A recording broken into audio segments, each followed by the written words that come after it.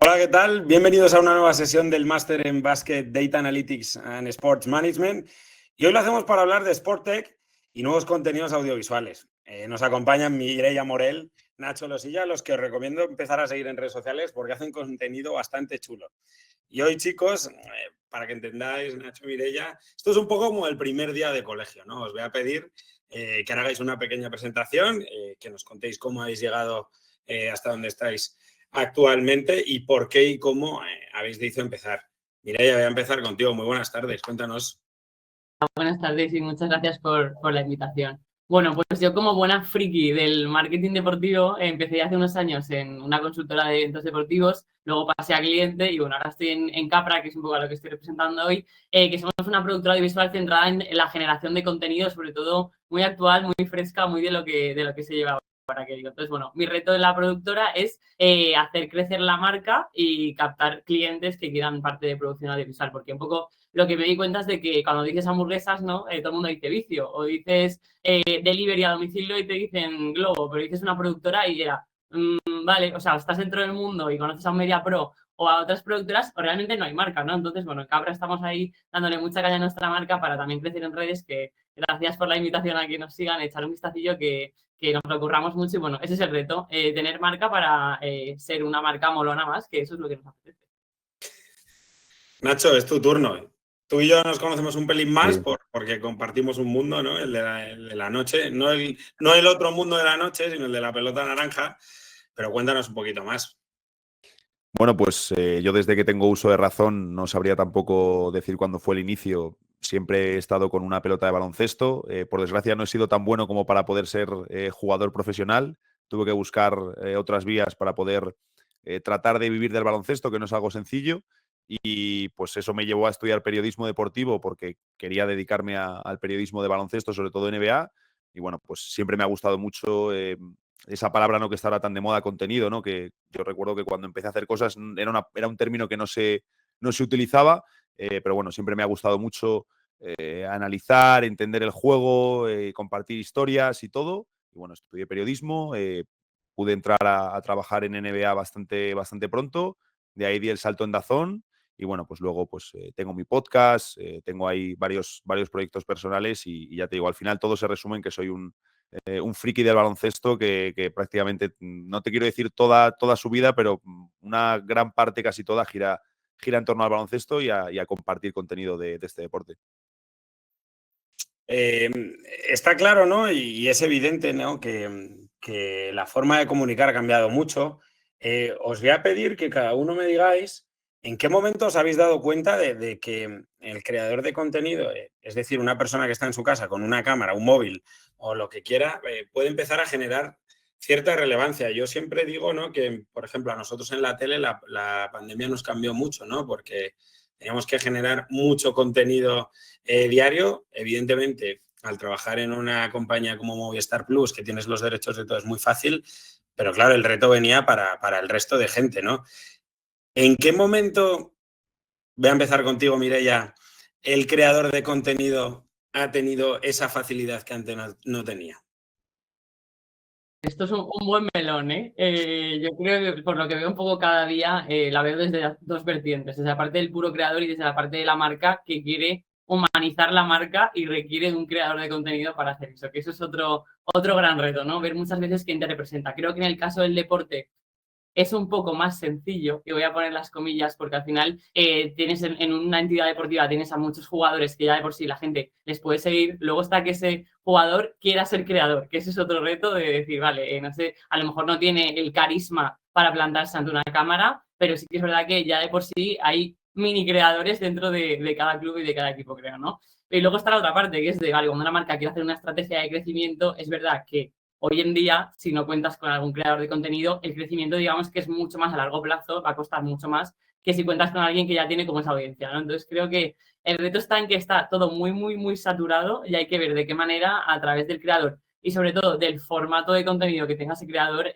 triunfa. O sea, yo veo casos como Iker Casillas o Fernando Alonso en TikTok que son una maravilla a nivel de marca personal, tienen como muy claro su tono, ¿no? Muy claro cuál es el formato y ahí tienen a su audiencia más allá del mundo deportivo, que yo creo que está un poco ya vinculado al 100%, vamos, con el entretenimiento. O sea, no todo el mundo sigue un deporte porque le gusta ese deporte. A mí me encanta el baloncesto, pero lo que más me gusta del baloncesto es ir al estadio y pasármelo bien. O sea, mucho más que el partido. A veces estoy así entre los cánticos de la grada y ni me doy cuenta del partido, ¿no? Entonces creo que está virando mucho hacia el mundo más de experiencia, el mundo pues de verdad conectar con una audiencia, sea cual sea su motivación. Que insisto que creo que hay muchísimas a la hora de consumir contenido. Coincides un poco, bueno, no sé si coincides porque evidentemente son dos cosas distintas, pero ¿la pandemia ha sido quizá el boom en el que ha explotado todo?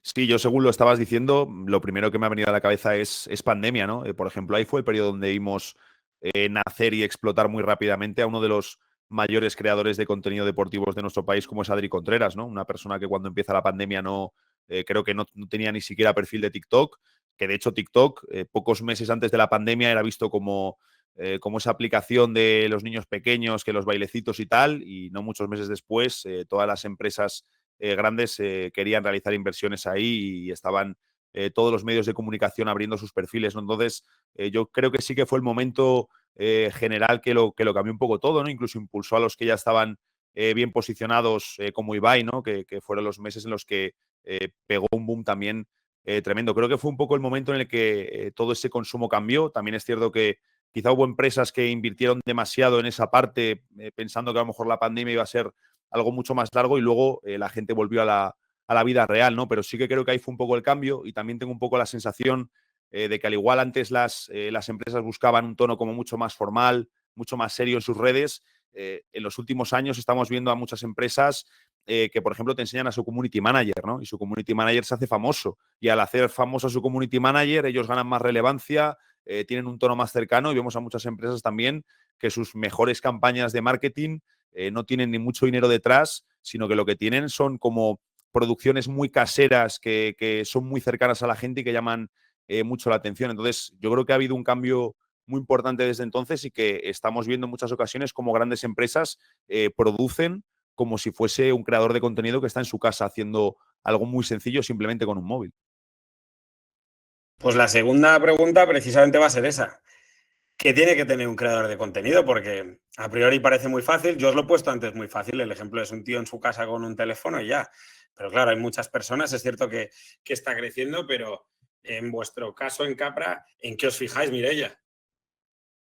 Nosotros nos fijamos en que sea sobre todo algo diferente. O sea, lo que he dicho, yo creo que ya también ahora con el boom, ¿no? De los podcasts, TikTok, etcétera, creo que hay más podcasts que gente escuchando podcasts ya hoy en día. Entonces, bueno, eso por un ejemplo en concreto, creo que tienes que tener como algo que conecte con la audiencia y que te haga diferente, porque al final, como vemos en TikTok, ¿no? Bailecitos hacemos todos, pero cuando te sale un formato chulo, por ejemplo, Peldaños en su día probando comida, de la manera tan típica que tiene de probar la comida, ¿no? O sea, de dar con la tecla de un formato que a la gente le guste.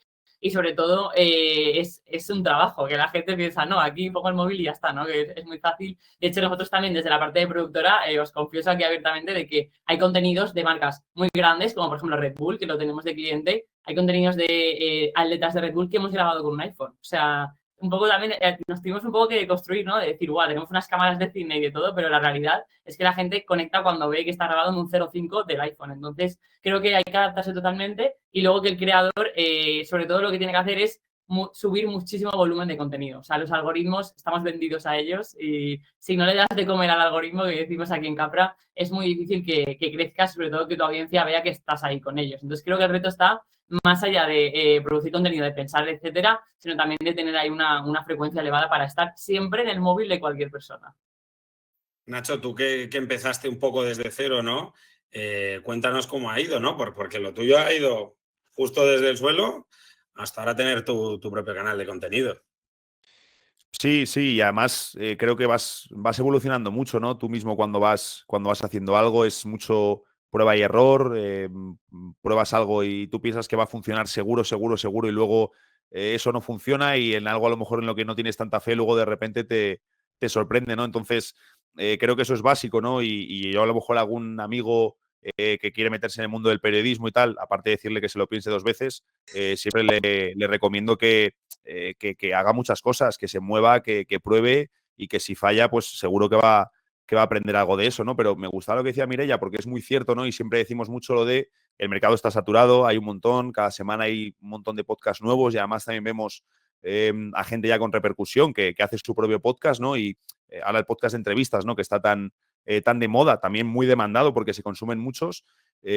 Y decías lo de hacer algo diferente, que es cierto, pero luego también muchas veces es, vale, pero ¿cómo planteo algo diferente cuando ya estoy en un mercado en el que hay tanto de todo?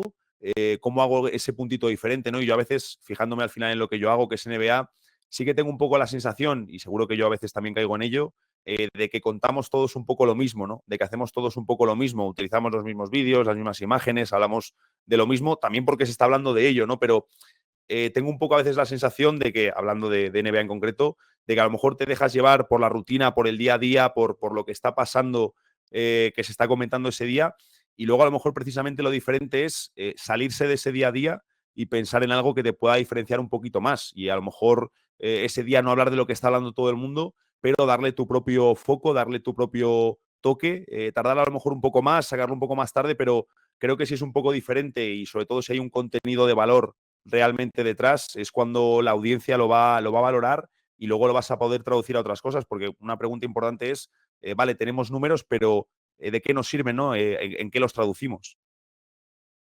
Yo ahí por apuntillar, bueno, la creatividad es verdad que muchas veces pasa por eso, por contarlo de manera diferente, pero es verdad que la gente que está con el móvil, aparte de que sea muy fan de NBA, aparte, hemos hecho hace nada, somos muy amigos de drafteados, les producimos el día de draft a nivel de streaming, etcétera, pero es verdad que ya solo con meter una sección de la pedrada o el no sé qué, o sea, a nivel de entretenimiento, puedes contar cosas, pero que también conecten con otro tipo de audiencia, lo que decía antes, o sea, creo que el error está en caer un poco en que a todo el mundo le interesa el nuevo fichaje del club de turno. O sea, seguro que le interesa, pero si tú se lo cuentas de una manera diferente, de una manera más creativa y que conecte de manera diferente con esa persona, seguramente mañana te vuelva a consumir porque se lo ha pasado bien, que creo que es el reto de hoy en día, ¿no? De no solo consumir, sino decir, jolín, ya tengo una buena experiencia y me apetece volver a ver este contenido. Entonces creo que un poco está de darle una vuelta a cómo dinamizar mejor lo que contamos.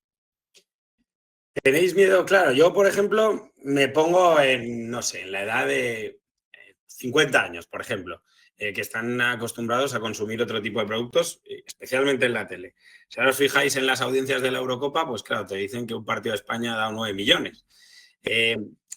Pero claro, ¿cuánta gente luego se queda a ver pues un documental que ha habido sobre un jugador que ha fichado por el Chelsea, por ejemplo, o un documental de cómo se corre el Tour de Francia?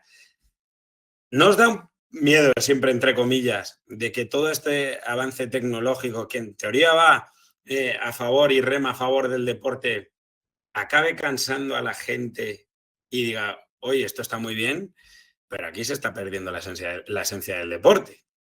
¿No tenéis siempre ese, joder, quiero acercar a mi audiencia a un deporte, pero igual le estoy alejando de la esencia, ¿no? del deporte? Sí, puede, o sea, puede ser. A mí, por ejemplo, me pasa, y tú seguro que lo habrás visto con la NBA, hay mucha más gente hay muchísima gente que está interesada a lo mejor solo en los traspasos o que sigue con más atención el cierre del mercado y qué traspasos ha habido y tal, y luego a lo mejor ha visto 2 partidos en toda la temporada o no se entera muy bien y tal, pero quiere saber qué 3 traspasos pueden hacer los Lakers o qué 3 traspasos puede hacer Dallas para ayudar a Luka Doncic. Entonces, sí que es cierto que a veces parece como que el deporte, lo que está pasando sobre la cancha, sea el deporte que sea, puede quedar en un segundo plano, ¿no? Con el entretenimiento, con la experiencia, con tal. Entonces creo que es un punto de equilibrio que depende mucho también de cuál sea tu canal, ojo. Pero mira, por no decir otra vez terreno NBA, viendo en fútbol y además que fue compañero en DAZN, Rafa Skritz, es una persona que se hizo relevante y que empezó a conseguir, bueno, y que un canal de YouTube muy potente, yendo a estadios de equipos de categoría regional y categorías bajas, ¿no? Entonces, por ejemplo, es un formato que me cuesta mucho ver en televisiones, ¿no? Que los números que él tiene no los hubiese podido conseguir en un canal pagado, con producción, con buen equipo, y al final se iba él, con un amigo suyo con la cámara, grababan, se metían ahí porque les daban muy buen acceso, claro, y conseguían un producto muy cercano que luego conseguía muy buenos números que de otra manera seguramente en la televisión tradicional no hubiese tenido, vamos, ni una cuarta parte de la repercusión, y ahí, por ejemplo, sí que el deporte está en un puesto central. Claro, yo ahora Mireia, por ejemplo, al hilo de lo que ha comentado Nacho, cuando tú tienes que convencer a un atleta de hacer ciertas campañas o de, mira, vamos a grabar esto porque esto va a venir bien, claro, muchos te das cuenta, yo por ejemplo que me toca hacer entrevistas con muchos, son muy reacios a, yo no me quiero vincular con esto. ¿Cómo lo hacéis? ¿Os encontráis algún tipo de dificultades, no?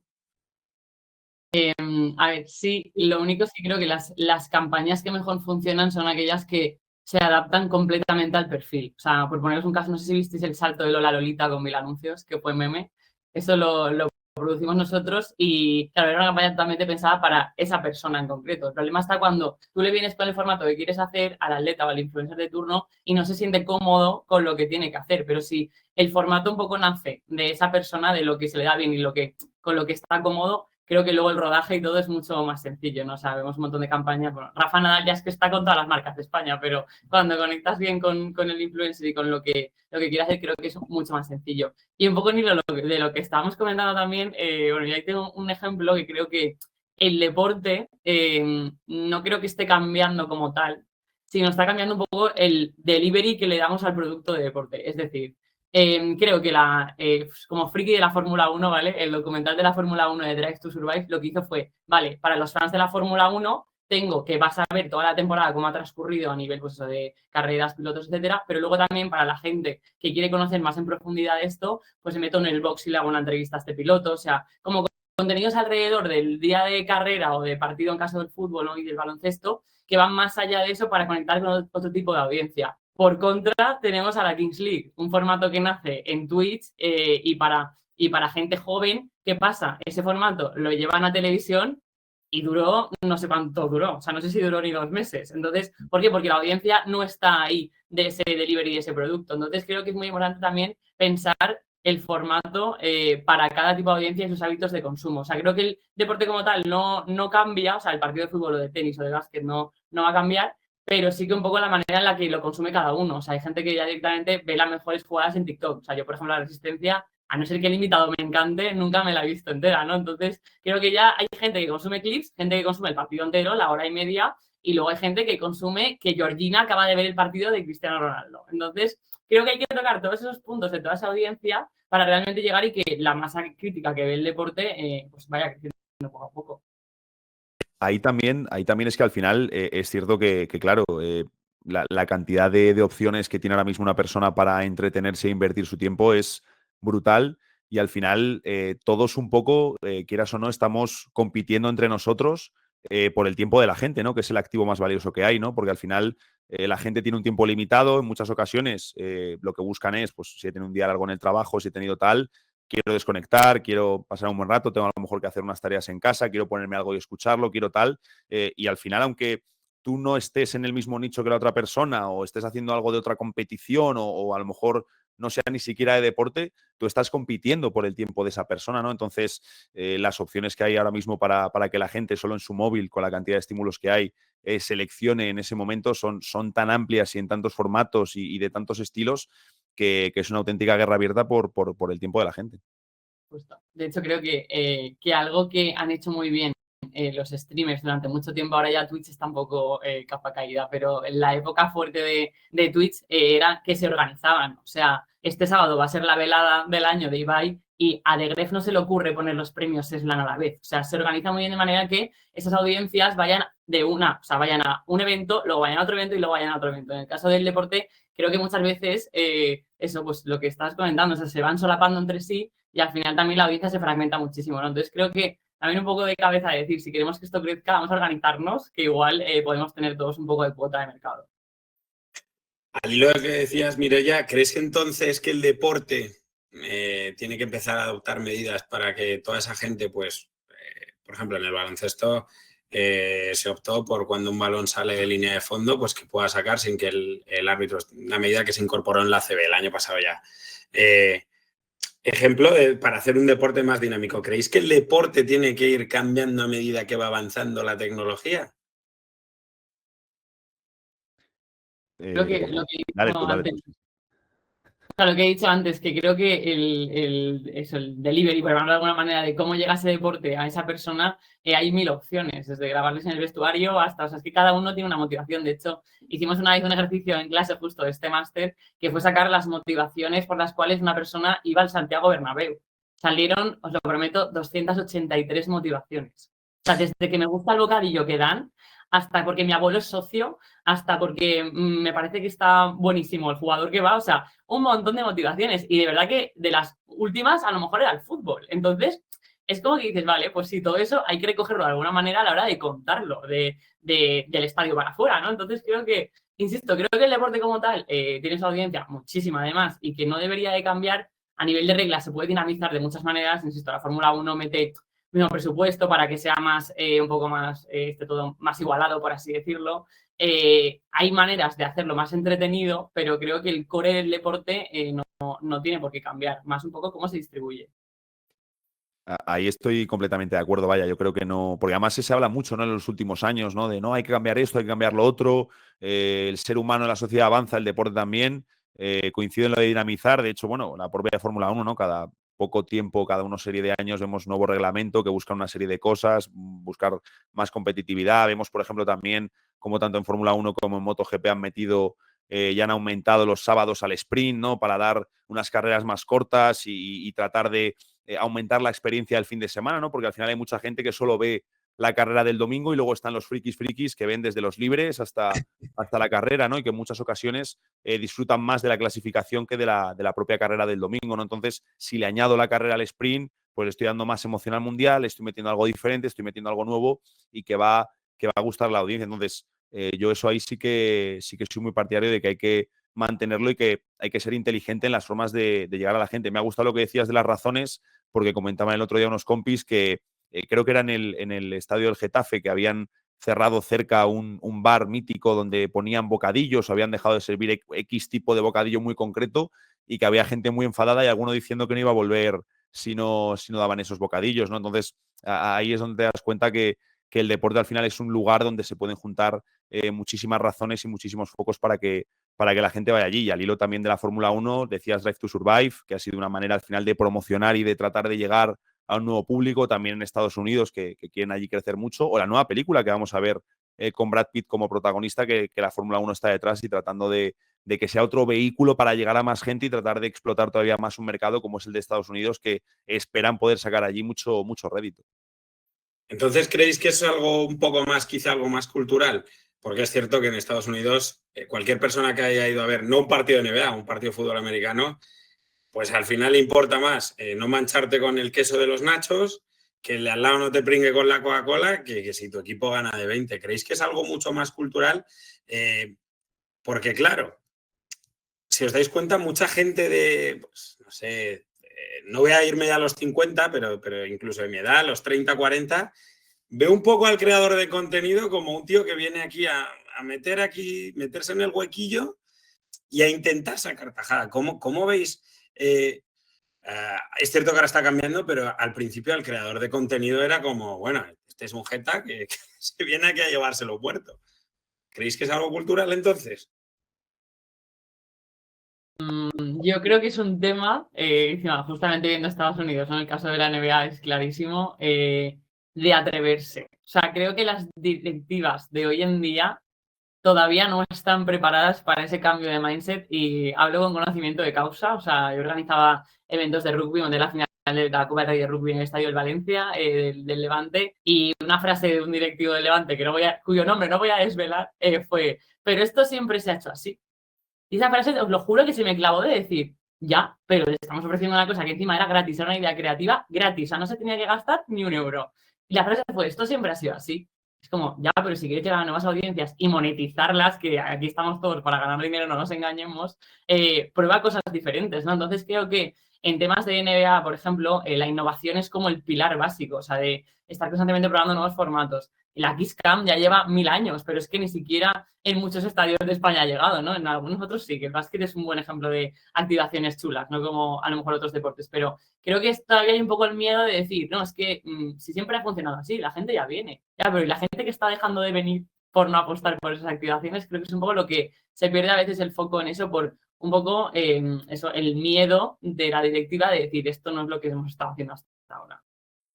Sí, yo creo que sí que puede haber, evidentemente hay diferencias culturales, por ejemplo, en el sentido de en Estados Unidos al final la NBA nace porque los propietarios que estaban instalados en ciudades y que tenían otro tipo de espectáculos querían entretener a la gente y querían formas de de sacar dinero de otras maneras cuando no tenían otros espectáculos en acción, ¿no? Entonces, yo sí que creo que a lo mejor las competiciones deportivas en Estados Unidos nacieron más desde el minuto uno con el objetivo de negocio, y en Europa, en España, hemos visto competiciones, sobre todo el fútbol, que sí que nació de una forma mucho más, pues en los barrios, más competitivo, de otra manera, ¿no? Y luego a lo mejor, en algunos casos, cuando se ha dado el paso a hacerlo negocio, quizá no se ha hecho de la mejor manera o se ha hecho de maneras que pues luego también han salido diferentes casos de corrupción, ¿no? Entonces, creo que son diferencias culturales importantes. Lo que tú decías de que en Estados Unidos muchas veces ves un partido de temporada regular y muchas veces están, lo que dices, ¿no? Comiendo, hablando, tal. Creo que aquí a veces el deporte es demasiado dramático para lo bueno y para lo malo, ¿no? Pierde tu equipo y es un drama total y todo el mundo y es horrible y tal. Y ahí lo que decías, hay veces que pierden de 40 y se van a casa y les da absolutamente igual, una cervecita y no pasa absolutamente nada. Entonces, yo sí que creo que hay diferencias culturales muy evidentes y que a veces, tú obviamente, si estás aquí, ves cuáles son tus características, pero a lo mejor no conoces las del país que está al otro lado del charco, ¿no? Entonces, hay diferencias culturales y, por ejemplo, también creo que aquí en España a veces se peca de, no quiero decir premiar la cobardía, porque suena muy mal, pero es cierto, por ejemplo, la mítica rueda de entrenadores de ACB, o si, por ejemplo, hablamos de empresas grandes cuando hacen campañas de marketing, ¿no? Si tú eres el directivo de marketing y haces lo que se supone que tenías que hacer y la campaña sale mal, no te van a echar nada en cara, pero si haces algo diferente, si apuestas por algo distinto y sale mal, a lo mejor ahí sí que puede correr incluso peligro tu puesto de trabajo, ¿no? Entonces, creo que son muchos temas y es un melón un poco bastante amplio, pero que yo sí que creo que evidentemente hay diferencias culturales muy reseñables. Dentro de este melón vamos a coger otra rodaja, ¿no? Porque os voy a pedir que os mojéis, evidentemente. Claro, hay mucha gente, hay creadores de contenido, pues muchos dan noticias de NBA, de fútbol, tal. ¿Cómo le convence un creador de contenido a una audiencia frente a un redactor en un periódico X que lleva, no sé, 100 años el periódico? ¿Entendéis que hay mucha gente que siga sin fiarse del creador de contenido precisamente por el tema de la inmediatez?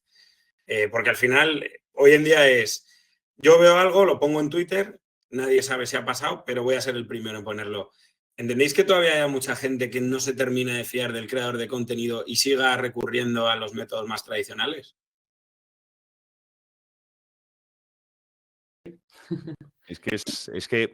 También, claro, ahí en más de una ocasión hemos visto a medios tradicionales que han metido la pata y mucho, ¿no? Entonces, yo creo que en general la gente se fía menos de un poco de todo, y a lo mejor sí que con un creador de contenido, si tienes cierto vínculo, tienes la percepción de cierto vínculo, sí que te puedes fiar más de él, pero eso no significa que lo que esté diciendo sea cierto, ¿no? Y aquí yo creo que entra mucho también lo que dicen del iceberg, ¿no? Que cuanto más profundizas, menos gente te encuentras, ¿no? A mí, por ejemplo, me sucede con la NBA, que a veces ves algún creador de contenido con números muy grandes que comparte algo y dices, ostras, yo me he leído el artículo que han publicado en The Athletic y exactamente lo que tú estás diciendo no es así. Ya no sé si lo has hecho a propósito porque, como lo has contado tú, consigues más interacción y más likes, o porque a lo mejor has cometido el error, no pasa nada, todos la cagamos y no lo has hecho bien, ya está.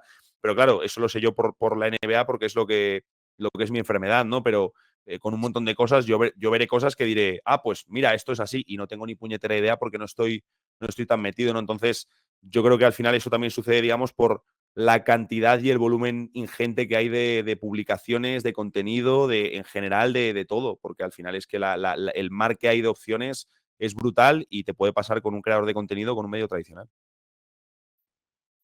Yo creo que el principal punto que tiene que tener ese creador de contenido es la credibilidad, ¿no? De hecho, os voy a contar, ahora abrimos en la otra rodaja que son, estabas al hilo de esto, las fake news, ¿no? O sea, un poco de decir, vale, eso de contrastar la información. Nosotros aquí en Capra tenemos un programa que es entretenimiento que se llama Capra Dinner, no sé si a lo mejor alguien lo ha visto, que es lo que hacemos es entrevistar a gente famosa, pues influencers, artistas, han pasado un montón de perfiles, desde Alex Ubago, Carlos Baute, David Bustamante el otro día, o sea, perfiles muy diferentes, ¿no? Entonces tenemos una sección, al hilo de lo que decíais, de cómo cambiar y ser creativos, entretener, que se llama el Fake Talk, que básicamente es lanzar un TikTok de una fake news con el invitado. O sea, está todo pactado de decir, vale, esta semana se lleva la velada, vamos a soltar una mentira a ver hasta dónde llega con alguien famoso. ¿Por qué? Porque nos dimos cuenta de que Andoni, que es el presentador, que es el CEO de Capra, ahora ya ha crecido mucho su imagen personal, pero necesitamos de creadores para atraccionarlos a audiencia al programa, ¿no? Entonces, ¿qué hacemos? Lanzamos la fake news con ese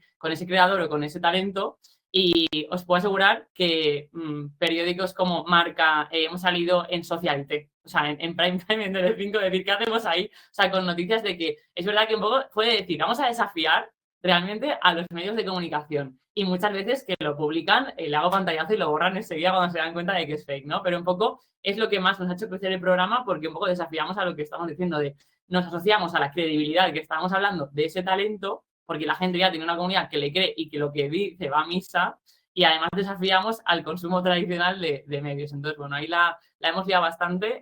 El programa está completo siempre en YouTube para que la gente lo contraste, pero sí, ahí hemos crecido y yo creo que al final el creador no es que sea creíble del primer día, o sea, tienes que un poco ir generando esa audiencia, ir conectando con ellos, ¿no? Y que luego te sigan y que sepan que tienes criterio, porque luego también me encuentro un montón de veces de típicas historias de algunas creadoras de contenido en concreto, de marcas estéticas, que el día 1 el rímel de L'Oréal es mi favorito y el día 2 el rímel de Maybelline es mi favorito. Entonces también creo que tenemos que hacer un poco de decir qué me tengo que creer y qué no, y sobre todo ver si esa persona realmente es influyente o no, porque yo creo que creadores hay un montón, pero gente que influya de verdad, considero que hay muchos menos.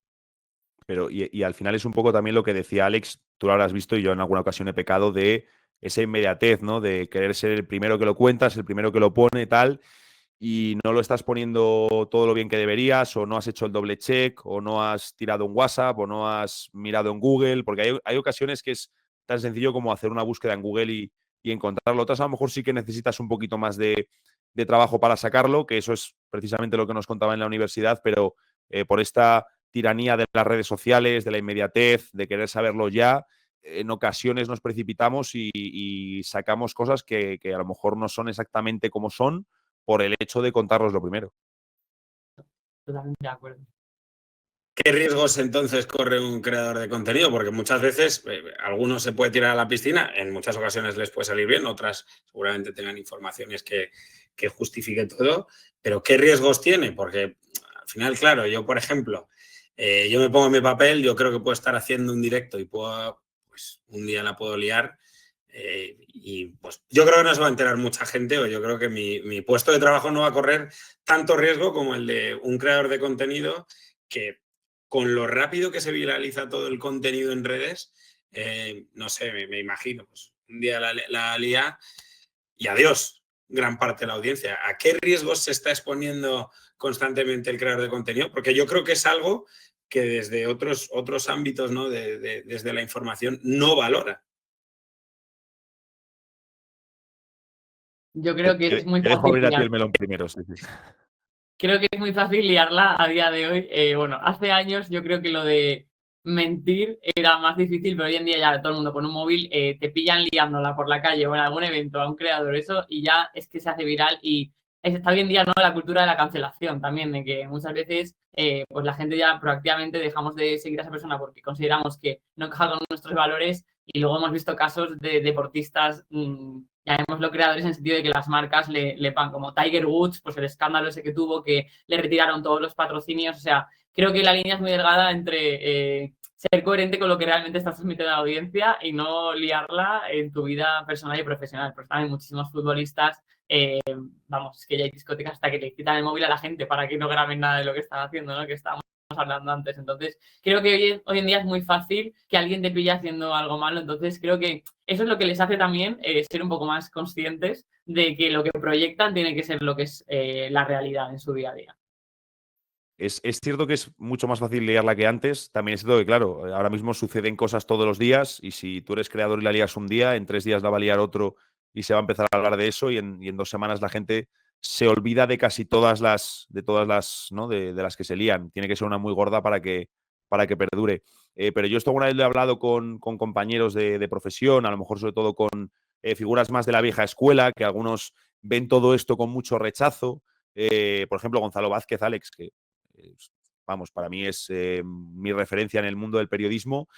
Alguna vez comentaba con él el asunto de que hay gente en redes, figuras, ya no sé si son periodistas, creadores de contenido, ya no sé muy bien cómo catalogarlos, que la polémica les viene bien y que crecen a raíz de la polémica y que en muchas ocasiones se hacen más, no solo virales, porque ser viral de por sí no tiene por qué ser positivo, pero que ganan notoriedad, que ganan repercusión y que la gente está más pendiente de ellos, aun sabiendo que lo que están contando no es verdad y aun sabiendo que lo que están contando muy probablemente es mentira, pero aún así la gente lo difunde, ¿no? Y a mí un caso que me fascinaba particularmente era el de François Gallardo, un tío que gente le había colado trolas por mensaje directo en Twitter.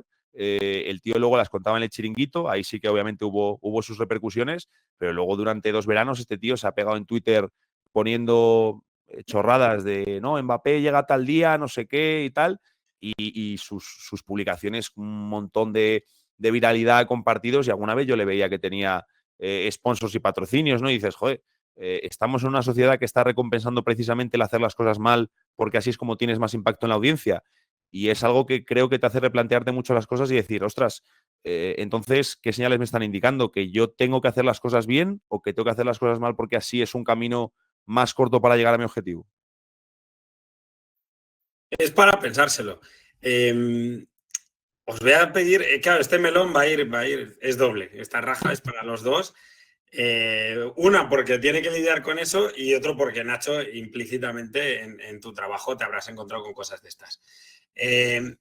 Claro, en una tele como Movistar, tú tienes los derechos de todo, ¿no? Entonces, vamos a poner un ejemplo. La ACB contrata a un TikToker y tiene a un jugador. Pero claro, la plataforma que paga por los derechos de esa competición igual no tiene acceso a ese jugador. ¿Entendéis que muchas veces los medios de comunicación pueden cerrar el paso a los creadores de nuevos contenidos precisamente porque están chocando por algo que uno se está gastando, no sé, 50 millones, por ejemplo, en la compra de unos derechos para que luego todo ese público vaya a ir a la cuenta de un chaval que no paga absolutamente un duro y que igual no sabe ni decirte 5 equipos de la competición?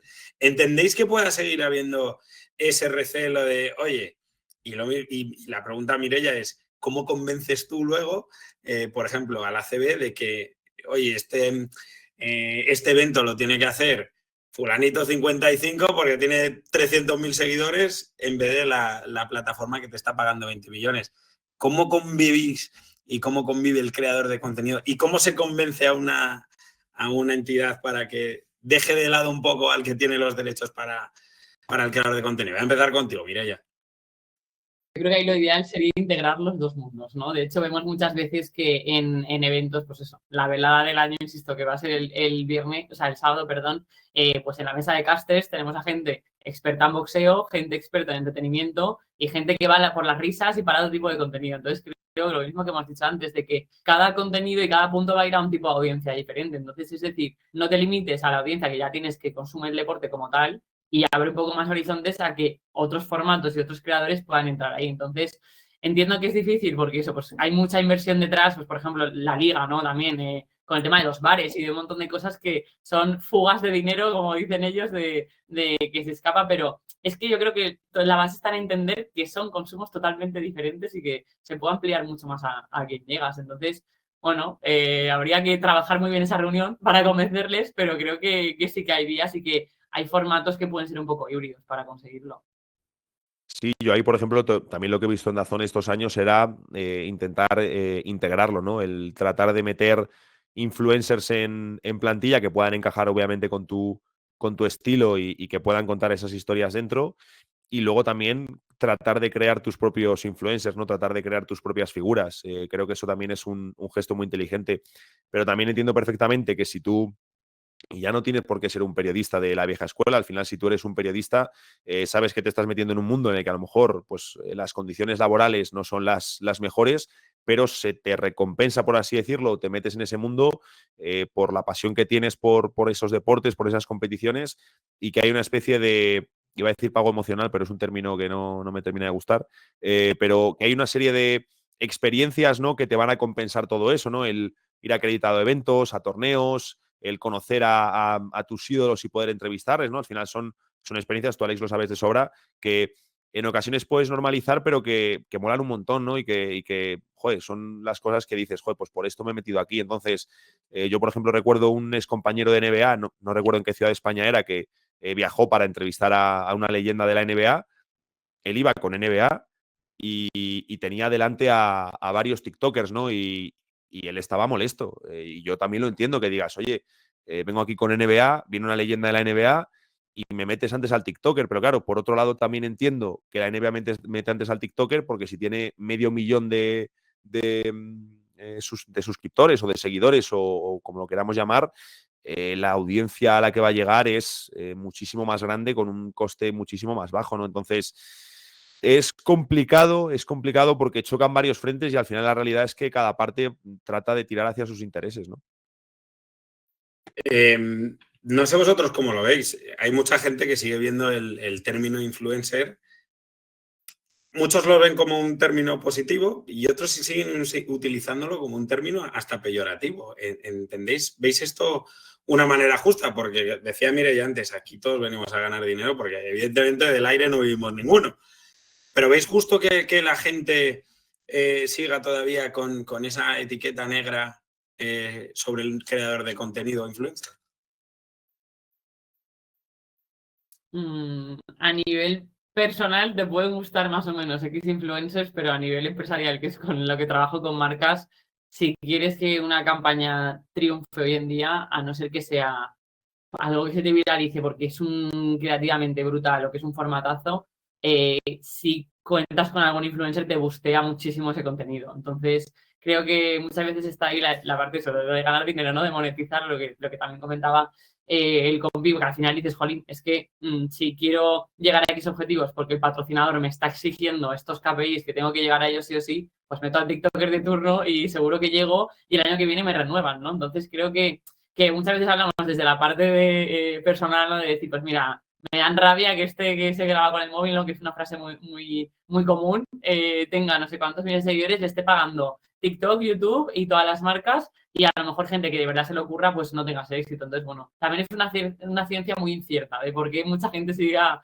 muchos influencers, pero es como todo, o sea, yo creo que hay de todos los tipos y colores, entonces cada uno pues sigue un poco a lo que más le representa, pero es verdad que también muchas veces el tema está en elegir qué influencer representa a esa marca, porque lo que decíais anteriormente, yo estoy segura de que si es un TikToker el que vaya a la NBA, que se adelanta al periodista, que tiene criterio y que veis que puede fomentar un poco también la NBA, etcétera, creo que la cosa cambiaría. Antes que alguien que a lo mejor le da igual y que te sigue dando rabia que a lo mejor se te adelante. Pero es un poco también, depende de cómo se elija ese influencer y si realmente te representa, porque, insisto, luego hay marcas que dices, pero es que no te pega nada a nivel de valores que cuentes con esta persona, solo has pensado en los números y eso te da las patas muy cortas, porque luego a nivel de reputación y de credibilidad no la vas a tener, o sea, vas a tener un pelotazo, pero luego durante todo el año no vas a hacer nada más, ¿no? Que es algo que decimos siempre aquí en Capra, de está muy guay hacer campañas con Influx, pagarle, no sé, 30.000 euros a un CC Army, pero si lo vas a hacer una vez al año y no es una estrategia a largo plazo y no es coherente, poco más vas a crecer, aparte de ese pelotazo. Entonces, creo que hay que ver un poco cómo integrarlos en la estrategia global de comunicación de cada una de las marcas para contar siempre con esos picos, que está claro que no puedes pagar a CC Army todos los meses, o sea, sería una marcaza, ¿no? Pero sí que un poco pensar de qué manera utilizarles a favor para amplificar tu mensaje.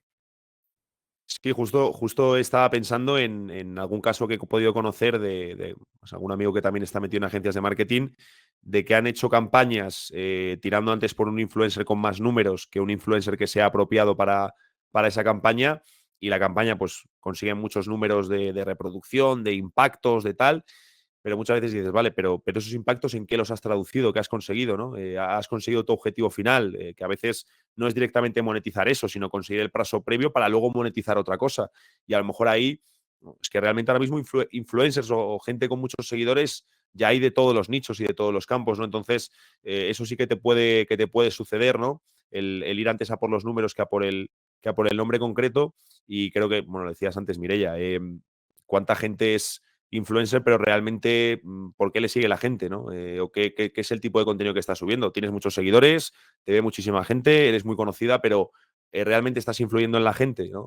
Creo que, bueno, es que lo has dicho, no hay tanta gente que influya, y creo que la mayoría de gente a la que llamamos influencers realmente influyen bastante poco en la gente.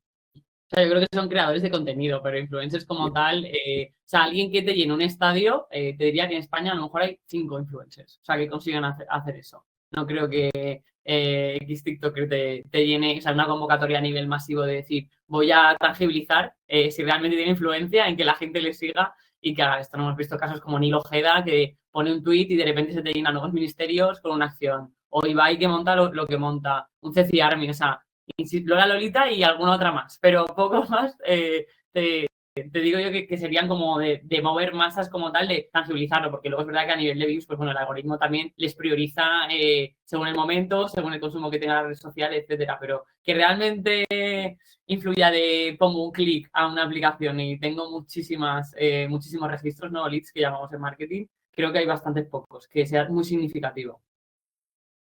Pues mencionabas tú a Ibai, en muy poquito ya tenemos la velada del año. Yo no sé si cuando a Ibai se le ocurre, pues vamos a decir esta pedrada, porque la mayoría de cosas que tiene son pedradas, que luego acaban siendo pelotazos. En algún momento dijisteis, oye, este tío pues lo va a reventar como lo ha reventado hasta tal punto de, joder, es un tío que ha narrado unos Juegos Olímpicos en baloncesto. O sea, es un tío que ha empezado en el salón de su casa, se le ha ocurrido un mundial de globos, se le ha ocurrido 1000 tonterías que dices, joder, pero es que funciona.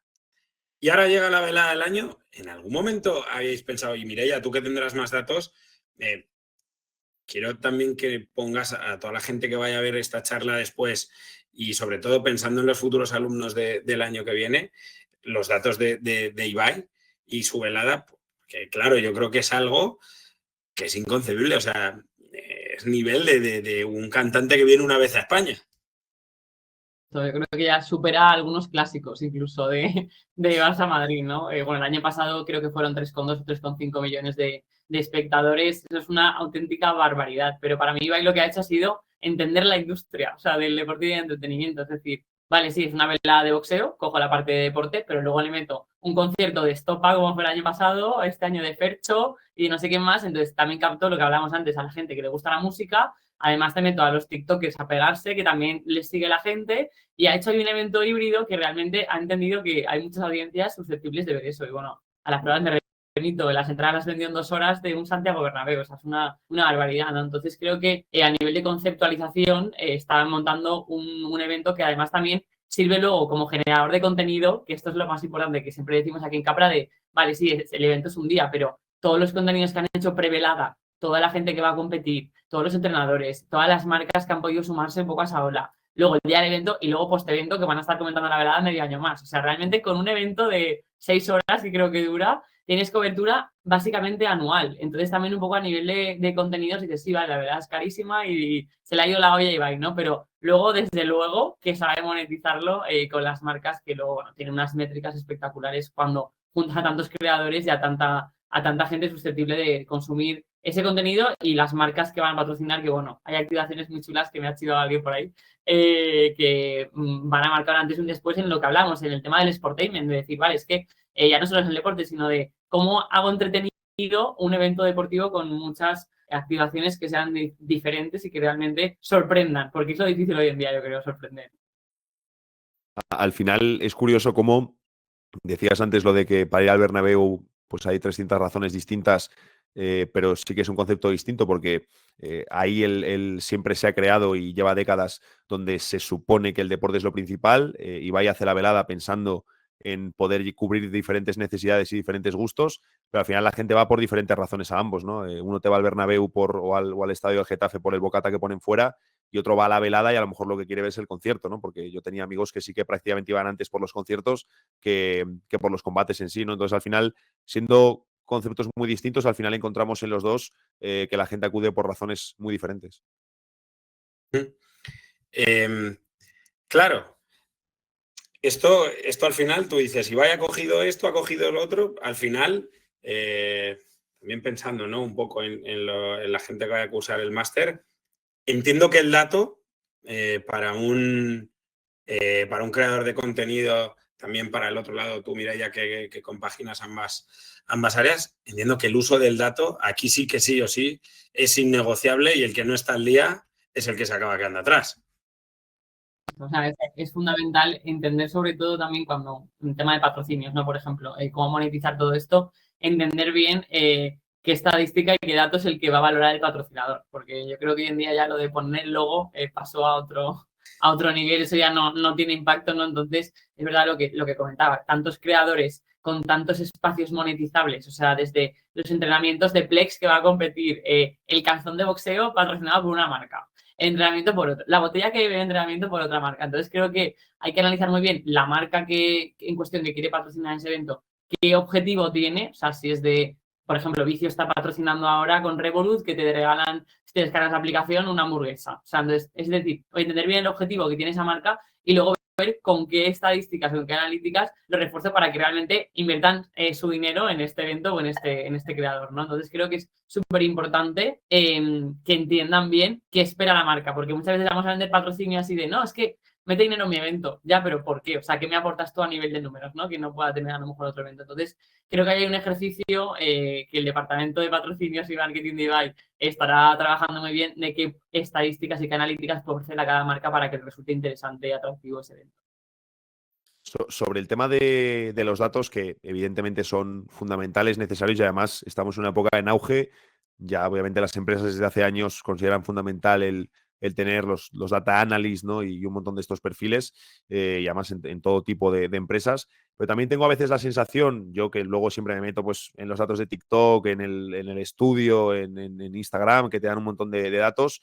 Luego es un poco también lo que comentaba antes. A veces replicas algo que te ha funcionado y que tiene buenos números y no los vuelves a conseguir, o algo que antes no te ha funcionado igual, lo ejecutas de forma parecida y consigue buenos números. Entonces, creo que aparte de los números, no podemos dejar de lado la interpretación y creo que precisamente en esta época donde tenemos tantos datos, tantos números, tantos tal, es muy importante tener personas que sepan filtrarlos y que sepan bien cómo interpretarlos. Y luego también un punto de no perder capacidad de improvisación y de no encorsetarnos por los números y decir, bueno, como los datos me están diciendo esto, solo sigo esto, ¿no? Creo que hay veces que tenemos que intentar romper un poco y ahí es cuando puedes conseguir algo un poco diferente.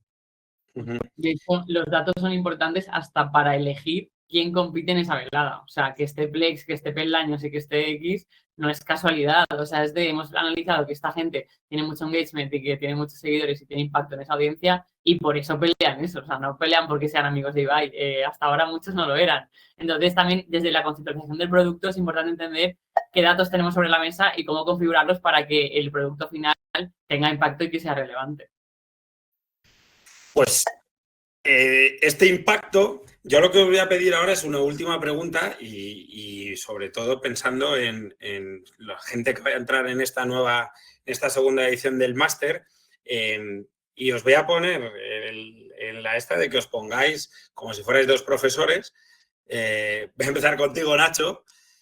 ¿Por qué le dirías tú a un alumno, tú llegas mañana, te pones delante de Dios y le dices, oye, tienes que convencerles, no convencerles, pero de alguna manera les tienes que hacer ver que el dato, tanto vayas a gestionar una entidad deportiva, vayas a hacer una campaña de marketing, por qué es tan esencial el dato y sobre todo, por qué mucha gente tiene que empezar a dejar de verlo como un enemigo? Tiene que ser un aliado, ¿no? Incluso para decidir lo que no quieres hacer, ¿no? Creo que es fundamental cuando estás haciendo algo. Yo, por ejemplo, con el podcast, ahora acabo de terminar la segunda temporada, pero yo una de las cosas que hago en verano, porque algún seguidor me decía, bueno, aprovecha ahora en verano para descansar y tal. Y digo, bueno, ahora en verano lo que voy a hacer es ponerme a analizar los datos de la temporada bien en profundidad, ver cuánto se ha quedado la gente en los episodios, en qué momentos baja, por qué ha bajado, cuáles son los episodios. A lo mejor un episodio que digo, bueno, hablo de un tema más nicho, creo que no va a funcionar y de repente te sorprende que tira mejor, ¿no? Entonces, creo que es tan importante la parte de producir ese contenido, si eres creador de contenido, como luego revisar lo que has hecho, entender lo que has hecho y tratar de comprender por qué ha funcionado, cómo ha funcionado, sea bien o mal, ¿no? Entonces, es que no puede haber producción de contenido o hacer algo si luego no analizas lo que has hecho, pero vamos, eso aplicado a los datos que utilizan en la NBA, en el deporte. Sabemos que hay entrenadores que la tablet les dice cuántos minutos tiene que jugar un jugador y que lo siguen a rajatabla, que luego lo modifican, qué tal. Entonces, es que tú necesitas comprender exactamente cómo te han ido las cosas para luego poder replicar algo o poder cambiar lo que estás haciendo. Bueno, Mireia. como me encuentro entre periodistas y como profe del máster, voy a dar un titular, mirando a cámara además. Chicos y chicas, la industria os necesita, o sea, pero ya de ya, o sea, hay que ya sacar gente fresca con nuevas ideas. Creo que los datos han cambiado mucho la industria del deporte y os gusta una perspectiva u otra, creo que desde la parte de la práctica del deporte, que hay mucho dato de rendimiento de atletas, estrategias a nivel de juego que se analizan muchísimo, como también la parte más, que es mi ámbito, ¿no? La parte marketingada de cómo se disfruta ese deporte, es decir, cómo consigo que un show sea entretenido y cómo exploto a nivel de patrocinios. Entonces, creo que tanto si os gusta una rama como la otra, hay muchísima cabida y muchísimo trabajo para todos y que, por favor, como decía antes, cambien esas directivas carcas que no nos dejan divertirnos con lo que hacemos y que llegamos a nosotros pisando fuerte en la industria. Pues ha sido un placer, chicos, teneros a los dos. He de decir que me da mucha envidia vuestros sets. El mío es más. Vamos a dejarlo en más. Me compraré un par de lucecitas también. Pero ha sido un placer teneros a los dos, Nacho, Mireia. Muchísimas gracias. Gracias a vosotros. Y bueno, invitadísimos a venir aquí a Capra y al Capra Digner cuando queráis también todos. A toda la gente que vea esta charla, de verdad, seguidles a los dos, a Mireia y a Capra, por supuesto, y a Nacho, porque hacen un trabajo que mola bastante. Y nada, estad pendientes de nuestras redes sociales, que seguro que durante el verano hay más sorpresitas. Ya sabéis que no desvelamos mucho, pero siempre tenemos cositas, aunque sea verano. Así que nada, os esperamos en el siguiente webinar y hasta el siguiente, pasad un buen verano todos. Hasta luego. Muchas gracias.